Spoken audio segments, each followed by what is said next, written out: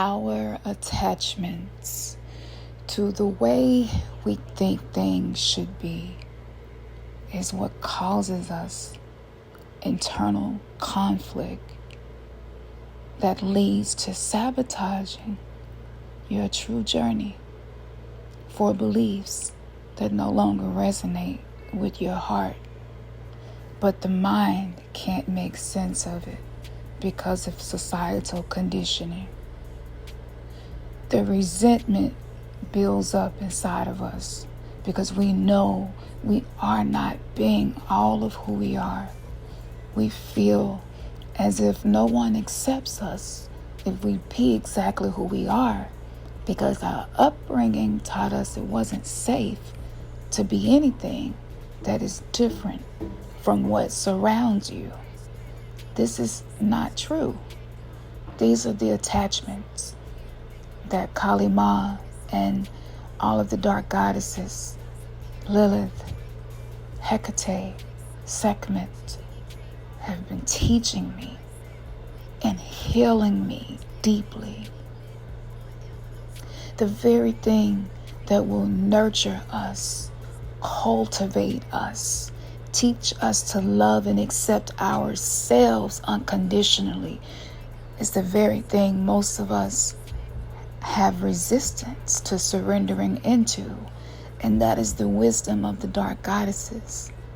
That is the courage to enter into your subconscious, unconscious self, seeking to rewrite the narrative of your trauma so that you can experience life in all of its fullness and what it is supposed to be. But first, you have to release the attachments to how things should be, supposed to be, what I should do, what I'm supposed to do.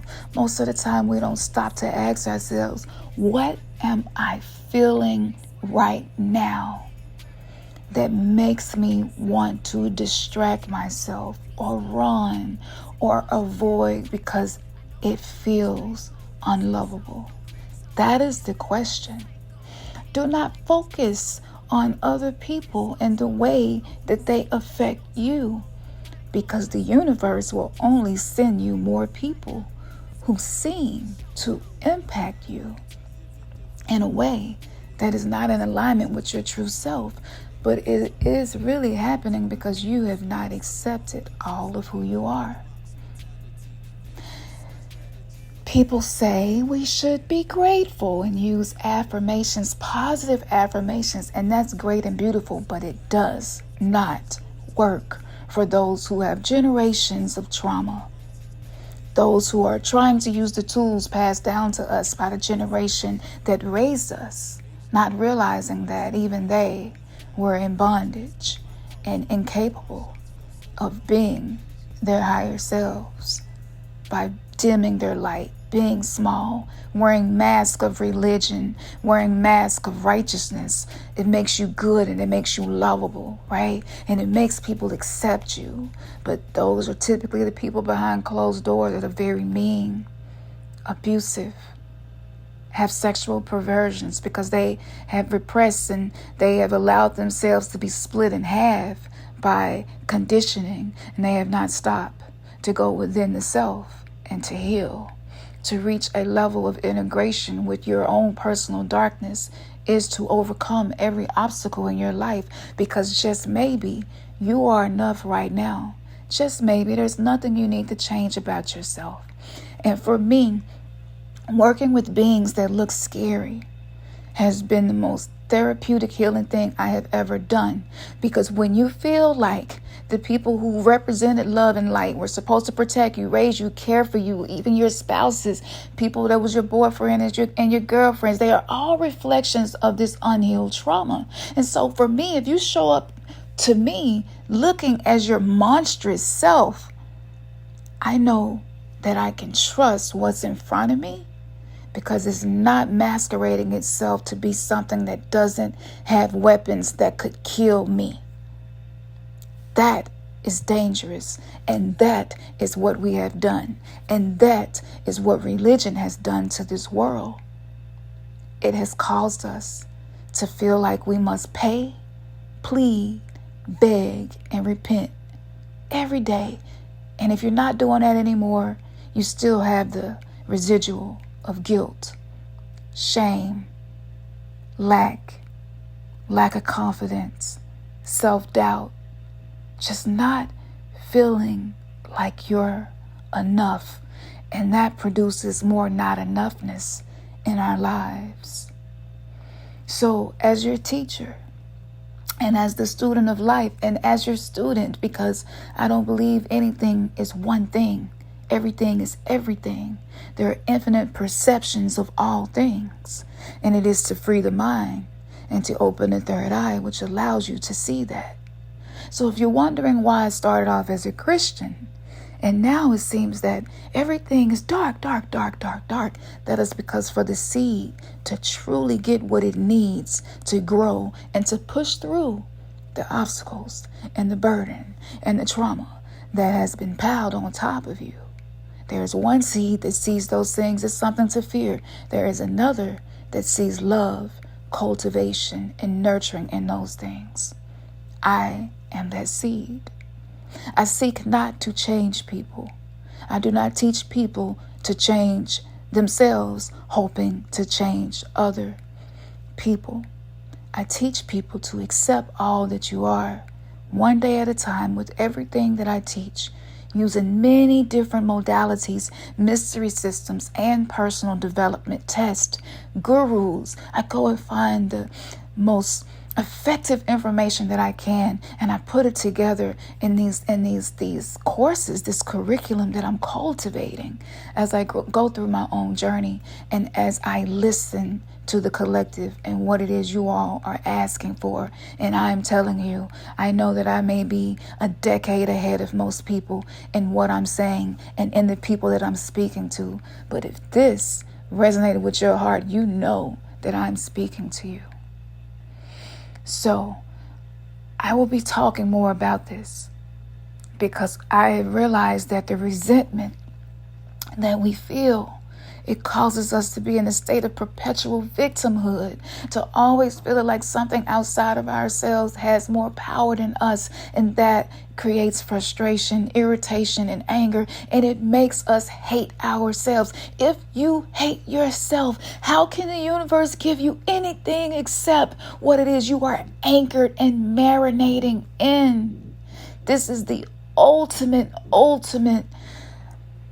side effect of judgment, because we were taught that you must be watchful and watch yourself with a microscope, making sure that you're lovable and acceptable and that you're moral and that you're righteous. This is what we're being healed from. This is what has caused so much mental illness and the inability for us to coexist in relationships. It is this that will allow us to say, yes, I have complex PTSD, but I am lovable and I'm worthy to be loved. I don't have to not seek a relationship. I just need to be honest, invest in myself, do the best I can to show up for me. And the person who will be able to accept me for me will arrive because I have accepted myself first. This is how you shift the paradigm. We must say, okay, yes, I tend to be very narcissistic and I tend to be someone who can get very spiteful if my needs are not getting met. And I do it in such a slick way. Most time people never know. But if I'm noticed, I'm definitely going to get mad and I'm going to use all types of coping mechanisms to back you the fuck up off of me, because I'm too afraid to remove the mask and just embrace and be transparent about how I feel about myself. The goal is self-acceptance. So no matter what these ancient traumas that are being triggered has shown to you, practice bringing self-acceptance to whatever that is, where you're not saying, I'm an addict, I'm always looking for love in the wrong places, I'm an alcoholic, I'm lazy, I'm just not smart enough, I'm too sick to do this. Instead of that being the loop that you play in your mind, you say, yes, I've been a love addict most of my life. I feel a change happening inside of me. And that begins with me accepting that, not judging that, and offering love to that. I can love me right here where I am right now. Right? And once you do that, you will find yourself becoming less reactive to reflections of people feeling unloved outside of you. It won't be as triggering. And it will turn into compassion. It may hurt for a moment. You may get triggered, upset for a moment, but you'll say, yes, that is a reflection of how I have treated myself. This person is projecting onto me blame, shame, and guilt. And this is something that I once carried inside of me, right? So this is a moment where I can say, you're projecting something that I felt about myself. And it took a while for me to get here. But this is how I'm experiencing this. And I don't want to be reactive and project this back to you, because then we are both shooting each other, and we are no better than the people that kill each other in the streets over a pair of shoes. Did you feel that? See, when someone speaks from empowerment, you feel empowered. But the goal is to take that empowerment and use it to heal, to shift, to open up to life. I'm not someone that is just on the internet saying that I'm a teacher and I can teach and I'm a guru in this and I'm a good. No. I am someone who refuses to give up. And if I have to seek the ends of this earth to reach the truth, the root cause of suffering, to acquire wisdom that will heal people even after I have left this physical body, that is my ultimate goal. And this is why you have found me. And this is why you resonate with the words that I speak, because they come from the nourishment of the dark goddesses who have spoke to me, taught me, and cultivated my soul to be who I am today. So if the New You Mystery School is not something that you want to participate in, that's okay.